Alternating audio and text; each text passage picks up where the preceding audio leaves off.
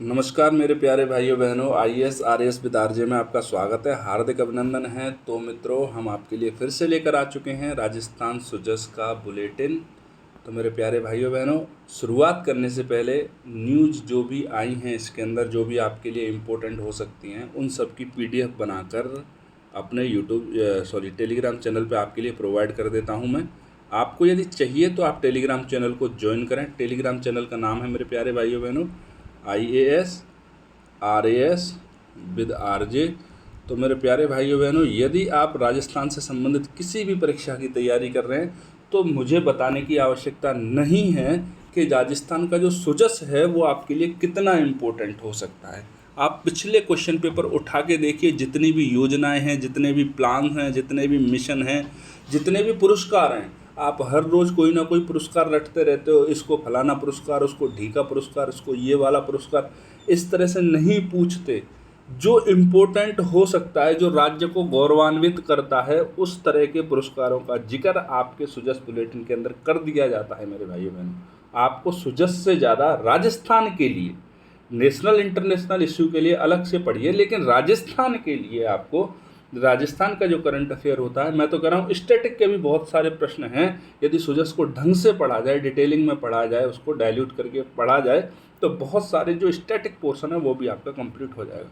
ठीक है दोस्तों, तो इधर उधर की बातें नहीं करेंगे, आपका समय बहुत कीमती है। हम आते हैं सीधे आज के न्यूज आर्टिकल के डिस्कशन पर। ओके, तो देखो दोस्तों, पहला वही, मुख्यमंत्री जी कहाँ हैं? अपने डूंगरपुर के अंदर। आपकी समझ में आ गया होगा भैया, डूंगरपुर एक डिस्ट्रिक्ट है राजस्थान का। वहाँ पर क्या है, मुख्यमंत्री जी पहुँच गए हैं। क्यों पहुँच गए हैं? महंगाई राहत कैंप वगैरह लग रहा है और ये सारी चीज़ें। तो आपके लिए कोई चीज़ इंपॉर्टेंट नहीं है, प्रदेश भर में कितना उत्साह है क्या नहीं है। लेकिन जब हमारे मुख्यमंत्री जी डूंगरपुर गए, तो डूंगरपुर की उन जगहों पर गए जो बहुत फेमस है। बहुत फेमस का मतलब है वहाँ के जनमानस के मन मस्तिष्क में जो चीज़ बैठी हुई हैं, वहाँ उन जगहों पर कहाँ पर गए थे? वो कौन गया था? अपने मुख्यमंत्री जी गए थे। अब जो जगह जनमानस के मन मंदिर में बैठी हुई हैं, ठीक है, मन मस्तिष्क में बैठी हुई हैं, वो चीज़ें आपके एग्जाम के लिए वास्तव में बहुत इंपॉर्टेंट हो जाती है। अपन देख लेते हैं ऐसी कौन कौन सी चीज़ें हैं जहाँ पर गए हुए थे हमारे सीएम साहब। ठीक है दोस्तों, तो मुख्यमंत्री जी गए थे, एक तो सालारेश्वर मंदिर है वहाँ गए थे, और कहाँ गए थे? श्री गोविंद गुरु जी की जन्मस्थली बांसिया में सामुदायिक भवन का उद्घाटन करने गए थे। और डामूर बाहुल्य है एक भंडारिया, जो वहाँ पर उप तहसील बनाई थी। तो सबसे पहले अपन डामूर को ही ले लेते हैं। डामूर क्या है? सबसे ज़्यादा कहाँ पाए जाते हैं? डूंगरपुर के अंदर, थोड़ी बहुत बांसवाड़ा और उदयपुर के अंदर। डामूर के बारे में और ज़्यादा कुछ नहीं, डामूर के बारे में आप 50 बार पढ़ चुके हो। डामूर जनजाति, कथौड़ी जनजाति, फलानी जनजाति, ढीकी जनजाति। लेकिन सालारेश्वर के मंदिर के बारे में आपने शायद नहीं पढ़ा होगा। और यदि सालारेश्वर के बारे में पढ़ा होगा तो सालारेश्वर से संबंधित और भी मंदिर हैं वहाँ पर। ठीक है, उनको हम सबको देखेंगे।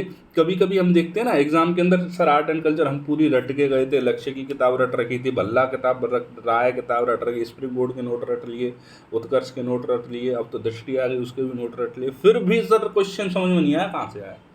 तो दोस्तों, क्वेश्चन फिर इस तरह से बनता है। ठीक है, आप इसको एक बार देखिए ढंग से, और मैं तो कह रहा हूँ रट्टा मार लीजिए, आपको एक ना एक प्रश्न जरूर ही मिलेगा। ठीक, तो दोस्तों सबसे पहले हम देख लेते हैं सालारेश्वर के मंदिर को। सालारेश्वर की क्या कथा है?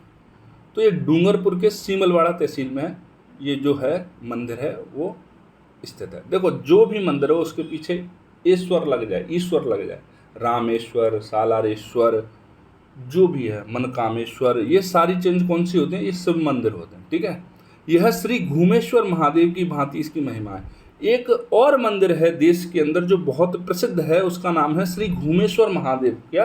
श्री घूमेश्वर महादेव। ये घूमेश्वर महादेव 12 ज्योतिर्लिंगों में से एक हैं। ठीक है, देश के अंदर हमारे, आपने सुना होगा कि महादेव बाबा के, शिव जी के 12 ज्योतिर्लिंग है, उन ज्योतिर्लिंगों में से एक है श्री घूमेश्वर महादेव। तो श्री घूमेश्वर महादेव और सालारेश्वर महादेव की महिमा एक ही है। आप इन दोनों के रिलेशन को याद रखना। कहाँ पर स्थित है? ये डूंगरपुर जिले की सीमलवाड़ा तहसील में। श्री घूमेश्वर महादेव से ये साम्य रखता है। किससे? श्री घूमेश्वर महादेव से। ठीक है, डूंगरपुर के 12 ज्योतिर्लिंगों में से एक है। मैंने आपसे कहा था अभी कि जिस तरह से हमारे देश के अंदर 12 ज्योतिर्लिंग स्थापित हैं, उसी तरह से डूंगरपुर जिले के अंदर भी 12 ज्योतिर्लिंग स्थापित हैं। ठीक है, अब यहाँ पर हम उन 12, एक तो श्री सालेश्वर जी हो ही गए, ठीक है, सालेश्वर महाराज। उसके अलावा जो 11 हैं हम उनको और देख लेते हैं, उनका किस किस से साम्य है। सालेश्वर सलारेश्वर का किससे? श्री घूमेश्वर महादेव से। ओके, अब 11 एक और है, उनमें पहला है देव सोमनाथ। ठीक है, कहाँ पर स्थित है? डूंगरपुर में। देखो जो हम जितने भी पढ़ रहे हैं सारे के सारे डूंगरपुर में ही हैं, तो आपको ये लोड लेने की जरूरत नहीं है कौन सा कहाँ स्थित है, सारे के सारे डूंगरपुर के अंदर है। डूंगरपुर के देव गांव में देव सोमनाथ। आपको गांव, सिमलवाड़ा, तहसील, इस तरह से चीज़ें याद रख लेना, नहीं तो इस तरह से नहीं पूछेंगे आपसे। डूंगरपुर डायरेक्ट पूछ लेंगे कौन से कहाँ पर स्थित है, क्योंकि इतना अंदर जाके नहीं पूछते। जिस तरह समुद्र तट पर सोमनाथ विराजे हैं, सोमनाथ मंदिर कहाँ है? गुजरात में, वैसे ही सोम नदी के तट पर देव सोमनाथ विराजे हैं। घूमेश्वर का संबंध सलारेश्वर से, देव सोमनाथ का संबंध सोमनाथ मंदिर से। ये आप सामने देखना, 12 ज्योतिर्लिंग जिस तरह से देश के अंदर है हमारे भारत के अंदर, उसी तरह से 12 के 12 जो हैं आपके ज्योतिर्लिंग वो डूंगरपुर के अंदर भी हैं। उनका साम्य बताया गया है कि इस मंदिर का साम्य भारत के उस दूसरे मंदिर से, इस वाले ज्योतिर्लिंग का साम्य भारत के इस ज्योतिर्लिंग से। तो ये साम्य याद रखना आप, और किसी नदी वगैरह के किनारे पर है तो उसको रखना है याद। तो देव सोमनाथ डूंगरपुर के अंदर ही, सोमनाथ नदी के तट पर। कौन सी? सोम नदी के तट पर। ठीक है, अब चलते हैं आगे। आगे आता है गौरेश्वर महादेव। ठीक है, ये सागवाड़ा में मल्लिकार्जुन की भांति, सागवाड़ा स्थान है, वहाँ पर मल्लिकार्जुन ज्योतिर्लिंग है, महादेव मंदिर है। उस ज्योतिर्लिंग की तरह ये भी चमत्कारी है और मोरेन नदी के तट पर स्थित है। कौन सी के पे? गौरेश्वर महादेव किससे साम्य रखता है? मल्लिकार्जुन ज्योतिर्लिंग से। मल्लिकार्जुन ज्योतिर्लिंग है उससे रखता है गौरेश्वर महादेव साम्य। और कौन सी नदी के किनारे पे है? मोरन नदी के तट पे। ठीक है, सिद्धनाथ ठाकरड़ा, ये कौन सा है? सिद्धनाथ ठाकरड़ा। इस ज्योतिर्लिंग का नाम क्या है जो डूंगरपुर में स्थित है? सिद्धनाथ ठाकरड़ा। यह महाकालेश्वर के से सामने रखता है। किससे? महाकालेश्वर से। महाकालेश्वर मध्य प्रदेश में है। ठीक है, ये भी कहाँ है? डूंगरपुर जिले के मध्य में स्थित है, और मध्य प्रदेश देश के मध्य में स्थित है, इसलिए इसका साम्य जो है सिद्धनाथ ठाकरड़ा मंदिर है उसका साम्य है महाकालेश्वर से। ठीक है, क्षीरेश्वर महादेव इनका है ओमकारेश्वर से। किसका है? ओमकारेश्वर से। ये भी किसकी नदी के किनारे पे है? मोरन नदी के तट पे। ये बीच में से कटा हुआ है, 2 भागों में बटा हुआ है, इसलिए क्षीरेश्वर महादेव आपके लिए बहुत ज़्यादा इंपॉर्टेंट हो जाता है, क्योंकि एक तो सामने रखता ही रखता है, दूसरा एक नदी के तट पे भी है, तीसरा ये 2 भागों में कटा हुआ है। तो 3 फैक्ट यहाँ से बहुत इंपॉर्टेंट है, आप इसको याद कर लेना, रट्टा मार लेना मेरे दोस्तों। ठीक है, आगे चलते हैं थोड़ा सा और आगे। पाडली गुजरेश्वर। पाडली गुजरेश्वर जो हैं ये आदिवासियों के बहुत ही ज़्यादा आराध्य हैं। यहाँ पर विशाल कल्प वृक्ष भी है, इसकी तुलना नागेश्वर महादेव से की जाती है। ठीक है, भुवनेश्वर महादेव ये श्री वैद्यनाथ महादेव के सदृश हैं। किसके? श्री वैद्यनाथ महादेव हैं, उनके सदृश हैं। कटकेश्वर महादेव ये श्री भीमाशंकर महादेव के सदृश हैं। गामड़ी देवकी ये त्रयंबकेश्वर ज्योतिर्लिंग है उससे साम्य रखते हैं। जो गामड़ी देवकी का मंदिर है वो त्रयंबकेश्वर ज्योतिर्लिंग से क्या रखता है? साम्य रखता है। जेतोलेश्वर ओड ये केदारनाथ की भांति है, पहाड़ की चोटी पर स्थित है, इसलिए इसको जेतेलेश्वर ओड बोलते हैं। ठीक है, ये दोनों ही पहाड़ की चोटियों पे, केदारनाथ भी और जेतेलेश्वर भी, तो दोनों क्या है? जो जेतेलेश्वर मंदिर है वो केदारनाथ से साम्य रखता है। ठीक, वेणेश्वर महादेव मंदिर जो है वो आपके काशी विश्वनाथ से साम्य रखता है, और बोरेश्वर महादेव इसका अंतिम है। बोरेश्वर महादेव के बारे में नहीं बताया गया कि उनसे साम्य रखता है, तो फिर क्या है, आप बोरेश्वर याद ही रख लेना। तो मेरे प्यारे भाइयों बहनों, आपको ये 12 के 12 ज्योतिर्लिंगों के नाम याद रख लेने हैं, और कौन सा ज्योतिर्लिंग किस भारत में स्थित किस ज्योतिर्लिंग से साम्य रखता है, आपको वो चीज़ भी एक बार देख लेनी है, क्योंकि आपसे पूछा जा सकता है। ठीक है दोस्तों, ये मैंने आपको इसलिए और पढ़ाया क्योंकि इस समय पर जो एक टेम्पल है, आपको समझ में आ रहा होगा मैं किस टेम्पल की बात कर रहा हूँ, बनारस के अंदर, मैं उसका नाम नहीं ले रहा सीधे सीधे, वो क्या है? चर्चा के अंदर बना हुआ है। ठीक है, काशी विश्वनाथ के अंदर। तो आप उसको जो चर्चा में है देश के अंदर, तो आपके एग्जाम में भी पूछा जा सकता है कि आप कितना अपडेट है। ठीक है, अब दूसरा नाम आया था यहाँ पर गोविंद गुरु जी का, तो गोविंद गुरु जी के बारे में भी अपन एक बार देख लेते हैं। बहुत ज़्यादा नहीं देखेंगे, बहुत शॉर्ट में डिटेल, क्योंकि आप डिटेलिंग में पढ़ते हो। गोविंद गुरु को भी डामोर बाहुल क्षेत्र है, डामोर जनजाति को भी आप इसको स्टैटिक में बहुत डिटेल में पढ़ते हो। हर कोचिंग के हर एक नोट्स के अंदर दे रखा है ये चीज़। लेकिन सालारेश्वर और 12 ज्योतिर्लिंग हैं, उनका आज कहीं जिक्र नहीं मुझे मिला है। जब मैं पढ़ता था तो मुझे भी कहीं नहीं मिला, तो ठीक है, फिर मैंने यहाँ सोचा कि आपको बता ही देता हूँ। तो गोविंद गुरु जी जन्म कहाँ हुआ इनका? बांसिया डूंगरपुर में। इनका संगठन का नाम था संत सभा और आंदोलन इन्होंने भगत आंदोलन के नाम से किया। ये 2-3 चीज़ें इनको आप ठीक से याद रख लेना मेरे दोस्तों। अब चलते अपन थोड़ा सा और आगे आती है न्यूज वही पंचकल्याणक। ये अपने कल ही पढ़ी थी पंचकल्याणक के बारे में, डिटेलिंग में पूरा मैंने आपको पढ़ाया था पंचकल्याणक क्या है। तो जैन ग्रंथों के अंदर क्या किया गया है कि जब भी कोई जैन जो भी होते हैं जिनको बोलते हैं, जब भगवान उत्पन्न होते हैं या फिर हम बोल सकते हैं उनको जिन बोलते हैं, जो जैन धर्म के गुरु होते हैं जैसे महावीर स्वामी और इस तरह के जिन जब उत्पन्न होते हैं तो उनके जीवन से संबंधित जो 5 महत्वपूर्ण गतिविधियां हैं उनको पंच कल्याण कहा जाता है दोस्तों। ठीक है, अब देखो दोस्तों एक छोटा सा एक कोना है, कोने में ट्वीट किया था हमारे मुख्यमंत्री जी ने, लेकिन ट्वीट एक बहुत बेहतरीन न्यूज़ है, उसको अपन देख लेते हैं कि फिर से कीर्तिमान रच दिया गया है। किसके द्वारा? नीरज चोपड़ा साहब के द्वारा। इन्होंने क्या किया है कि जेवलिन थ्रो में दुनिया भर में नंबर 1 रैंकिंग हासिल की है। इस तरह की रैंकिंग को हासिल करने वाले प्रथम भारतीय हैं ये, मतलब आज तक कोई भी भारतीय जेवलिन थ्रो में वैश्विक स्तर पर अपना नाम इस तरह से नहीं बना पाया था, वैश्विक रैंकिंग में पहले नंबर पर नहीं आ पाया था। नीरज चोपड़ा इतिहास में पहले हैं इस तरह के। ठीक है दोस्तों, तो आगे चलते हैं। अगले पेज पे क्या दे रखा है? तो वही सारा महंगाई से राहत दे रहे हैं, नौकरी नहीं दे रहे बस। अगले वही एक छत के नीचे सारी समस्याओं का समाधान मिल गया है। अब अंतिम पेज पे आते हैं। तो पहले और अंतिम पेज, ये 2 पेज हैं जिन पर ही बहुत अच्छी तरह से न्यूज़ें दे दी जाती हैं। बाकी बीच के 2 पेज हैं महंगाई राहत से भर दिए जाते हैं।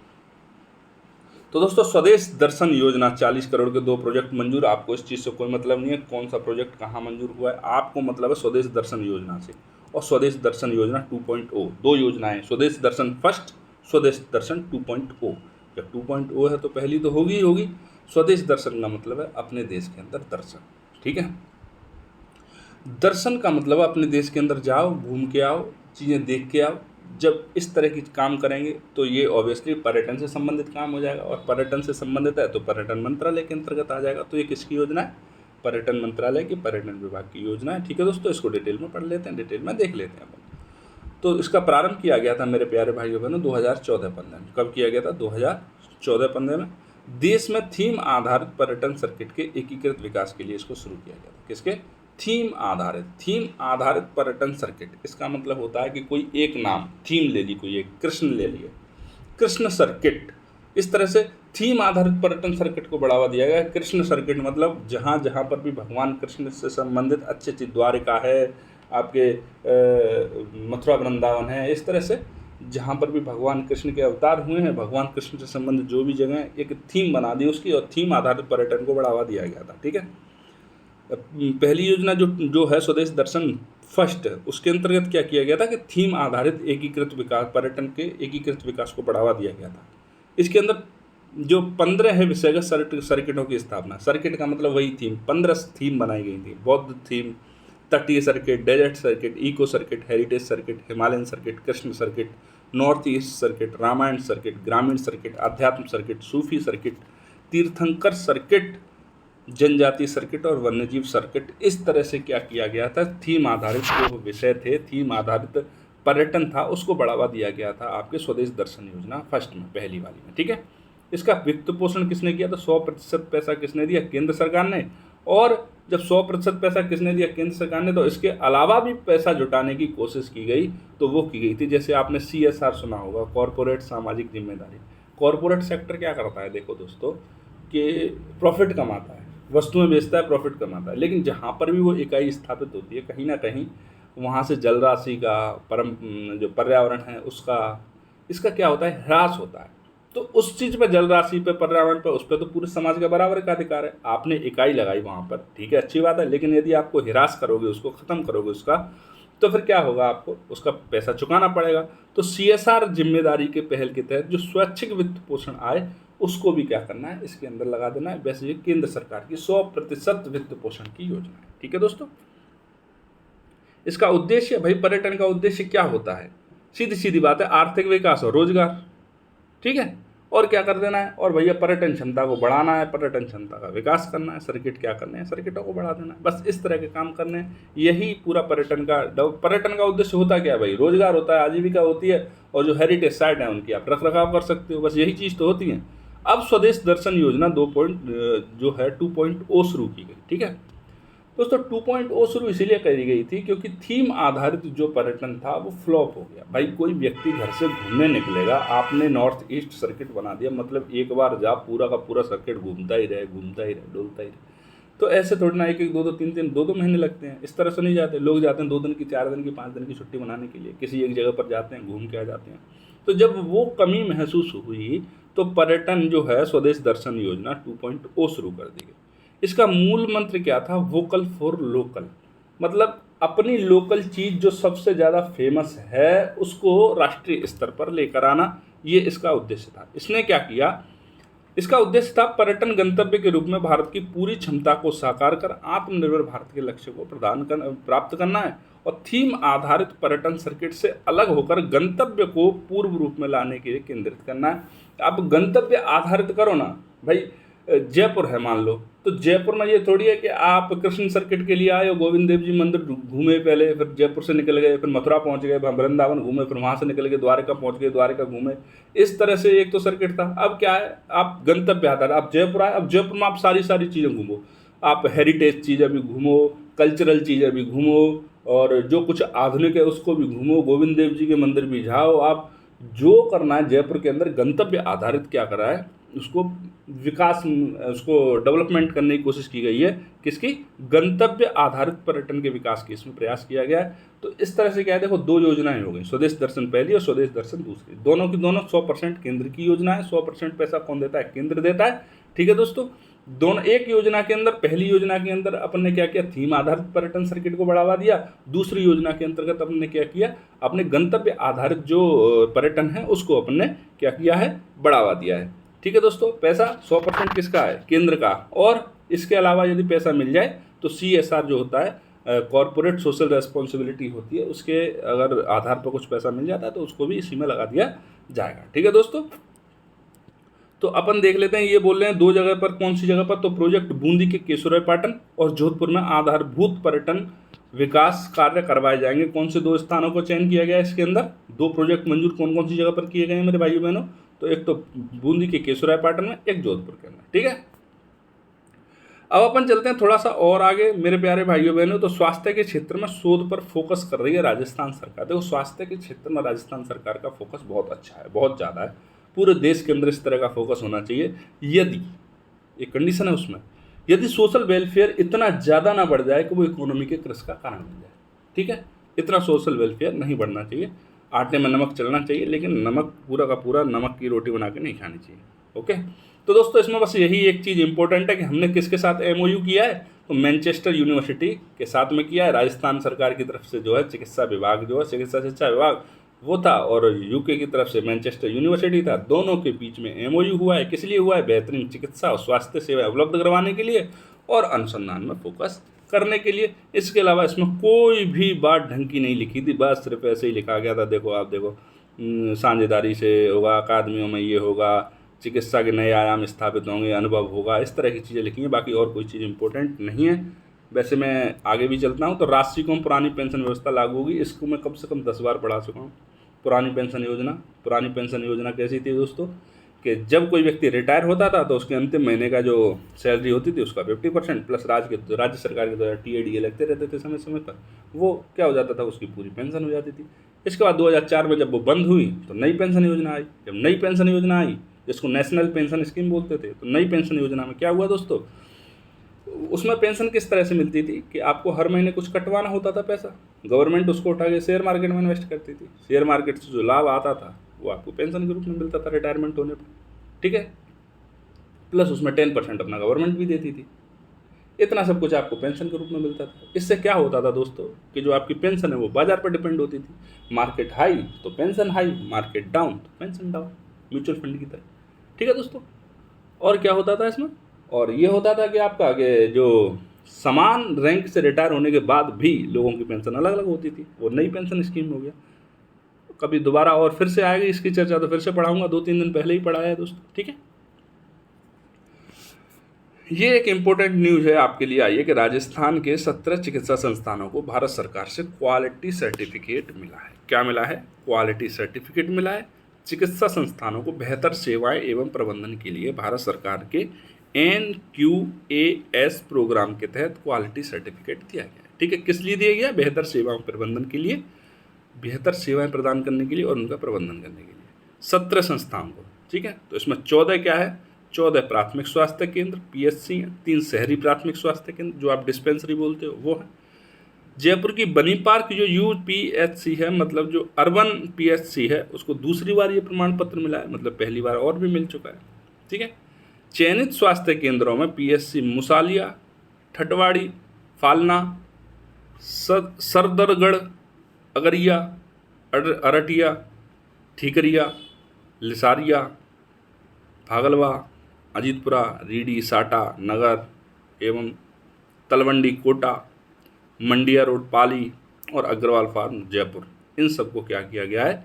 इनको आपकी क्वालिटी सर्टिफिकेट मिला है। इसके जो चयनित PSC होंगी दोस्तों, उनको 3 साल तक प्रतिवर्ष 3 लाख रुपए, और जो अर्बन होंगी उनको 2 लाख रुपए, ग्रामीण क्षेत्र में होंगी उनको 3 लाख रुपए 3 वर्ष तक प्रतिवर्ष, और जो अर्बन क्षेत्र में होंगे उनको 2 लाख रुपए प्रतिवर्ष डेवलपमेंट के लिए दिया जाएंगे। ठीक है दोस्तों, तो अपन देख लेते हैं दोस्तों यहाँ पर कि NQAS जो प्रोग्राम है वो क्या है, उसके बारे में अपन देख लेते हैं, और ये सर्टिफिकेट किस तरह से दिया जाता है भारत सरकार के द्वारा, अपन उसकी भी एक बार चर्चा कर लेते हैं। ठीक है, तो दोस्तों NQAS के बारे में देखो तो राष्ट्रीय गुणवत्ता आश्वासन कार्यक्रम इसका पूरा नाम है। यह भारत सरकार की ओर से राजकीय चिकित्सा संस्थानों का मूल्यांकन करवाया जाता है। इसके द्वारा क्या किया जाता है?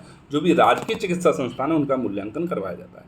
ये मूल्यांकन 4 चरणों में होता है दोस्तों। पहले चरण में संस्थान स्वयं करेगा कि हाँ भाई अपना मूल्यांकन स्वयं करो और हमने बहुत अच्छा काम किया। दूसरे चरण में क्या होगा? जिला स्तर पर एक टीम गठित की जाती है, वो टीम करती है कि हाँ भाई वास्तव में इसने अच्छा किया, झूठ नहीं बोल रहा बंदा, ठीक है, ईमानदार है। तीसरे चरण में राज्य स्तर की टीम मूल्यांकन किया जाता है। भाई पहले खुद कर लो, फिर जिला स्तर पे होगा, फिर राज्य स्तर पे होगा, फिर केंद्र सरकार खुद करवाएगी। ठीक है, जो राजकीय चिकित्सा संस्थान 70% से ज़्यादा स्कोर प्राप्त कर लेते हैं, भाई 3 में खुद ने भी कर लिया, जिला प्रशासन की टीम ने भी कर लिया, राज्य स्तरीय टीम ने भी कर लिया, अब उनमें 70% से अधिक मार्क्स मिलते हैं उनको, तो उसके बाद भारत सरकार को नामित किया जाता है, और भारत सरकार के द्वारा विशेष रूप से गठित टीम के द्वारा फिर क्या किया जाता है? निर्धारित मानकों के आधार पर इसका क्या किया जाता है दोस्तों? पूरा का पूरा मूल्यांकन किया जाता है। इस मूल्यांकन में उचित स्थान प्राप्त करने के बाद में क्वालिटी सर्टिफिकेशन दिया जाता है, और वो क्वालिटी सर्टिफिकेशन राजस्थान के 17 चिकित्सा संस्थानों को मिला है। उसके अंतर्गत क्या क्यों मिला है? बेहतर सेवाओं और उसके प्रबंधन के लिए। ठीक है, 17 संस्थानों के नाम यहाँ पर नामित हैं, और 3 साल तक प्रतिवर्ष 3 लाख रुपए ये जो ग्रामीण परिवेश के अंदर PSC हैं उनको दिया जाएगा, और शहरी क्षेत्र की PSC के लिए 3 साल तक 2 लाख रुपए प्रतिवर्ष प्रदान किए जाएंगे। तो मेरे दोस्तों आगे न्यूज़ है जल जीवन मिशन, जिसको भी बहुत बार चर्चा की है। इसमें कोई नई चीज़ आएगी तो उसको ऐड करके हम आपको पुरानी वाली फिर से पढ़ाएंगे। आप जो विद्यार्थी नए जुड़े हैं वो ये बिल्कुल टेंशन ना लें कि हम नई कल ही पढ़ाइए, परसों पढ़ाइए, ऐसे तो हम रह जाएंगे। आप रहोगे बिल्कुल नहीं। पुरानी बातों के अतिरिक्त कोई भी नई एक सेंटेंस इसके अंदर ऐड होगा तो आपको संपूर्ण योजना, संपूर्ण मिशन पूरी तरह से पढ़ाया जाएगा A to Z। ठीक है दोस्तों, इससे क्या होता है कि पुराने विद्यार्थियों का तो रिवीजन होता रहता है, और जो नए विद्यार्थी आते हैं उनको चीज़ों के बारे में पता लगता जाता है। ठीक है, अब चूरू अल्पसंख्यक आवासीय विद्यालय में प्रवेश के लिए आवेदन, ये तो कोई चीज़ ही नहीं है, आप क्या पढ़ोगे इसमें। ठीक है, तो दोस्तों आज का हमारा न्यूज आर्टिकल डिस्कशन होता है यहीं पर समाप्त। उम्मीद करता हूँ आपको बहुत अच्छा लगा होगा, और आपको अच्छा लगे मेरे प्यारे भाइयों बहनों तो आप चैनल को लाइक करें, शेयर करें, सब्सक्राइब करें। छोटा चैनल है, अगर आप लाइक शेयर सब्सक्राइब नहीं करेंगे तो फिर चैनल एक न एक दिन बंद हो जाएगा। ठीक है दोस्तों, तो उम्मीद करता हूँ आप इसको बंद नहीं होने दोगे। तो मिलते हैं आपसे नए न्यूज आर्टिकल के डिस्कशन के साथ में नए वीडियो में। तब तक के लिए जय हिंद, जय भारत।